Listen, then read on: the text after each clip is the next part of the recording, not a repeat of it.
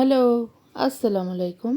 SB Sabiha blog and cooking page থেকে নতুন একটা ভিডিও নিয়ে আমি চলে আসলাম। সাবিহা, এখন আপনাদের সাথে আমি শেয়ার করব বিয়ে বাড়ির গরু মাংস কীভাবে ড্যাগের মাংস রান্না করতে হয়। শিপন বাবুচির হাতে রান্না করা গরু মাংস আজকে আমি আপনাদের সামনে তুলে ধরলাম। যে প্রথমে এখানে গরু মাংসটা সুন্দর করে ধুয়ে নিচ্ছে, এখানে কয়েকবারই ধোয়া হয়েছে। তারপর একদম পানিটাকে নিগড়ে নিচ্ছে যাতে কোনো পানির ছিটে ফোটাও না থাকে। তাও মাংস তো একটু পানি থাকবেই, কিছু করার নেই। তা ওনারা ওনাদের সাধ্যমতো চেষ্টা করছে।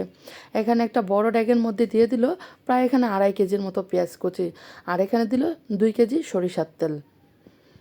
যে দেখেন পুরো মাংসটাই সরিষার তেলে রান্না হবে। তারপরে দিয়ে দিল এলাচ, দারচিনি, লং, তেজপাতা, এগুলো সব পরিমাণ মতো দিয়ে দিল। আর দিয়ে দিল এখানে লবণটাও স্বাদ মতো দেওয়া হয়েছে।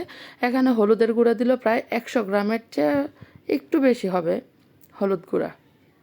তার মধ্যে দিয়ে দিল ধনিয়া গুঁড়া দিয়েছে প্রায় 200 গ্রামের মতো।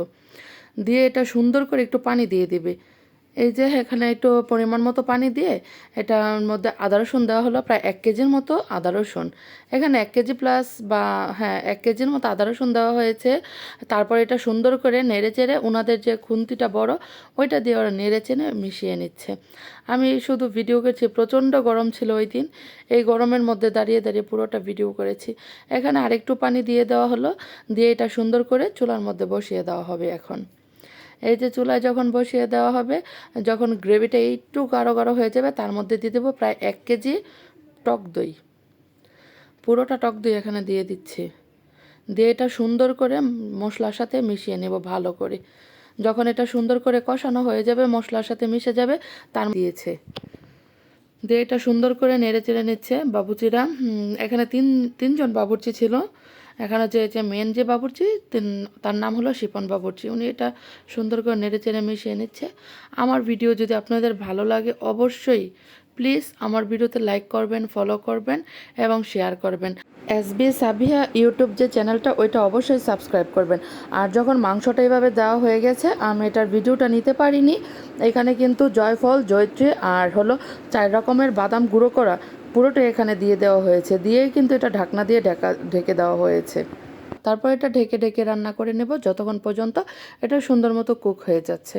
এই যে দেখুন এটা কত সুন্দরভাবে একটা কালার চলে এসেছে।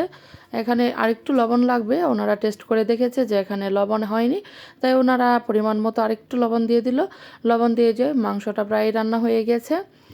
দেখুন কত সুন্দর হয়েছে রান্নাটা। এখানে কিন্তু একটু এক্সট্রা পানিও আর ব্যবহার করা হয়নি, যেই পানিটা ছিল ওইটাই দেওয়া হয়েছে। এই যে এখন ওনারা দেখে নিচ্ছে মাংসটা একদম সফট হয়ে গেছে, সিদ্ধ হয়ে রান্না হয়ে গেছে। এই যে দেখুন ফাইনাল লুক কত সুন্দর হয়েছে দেখতে, তাই না?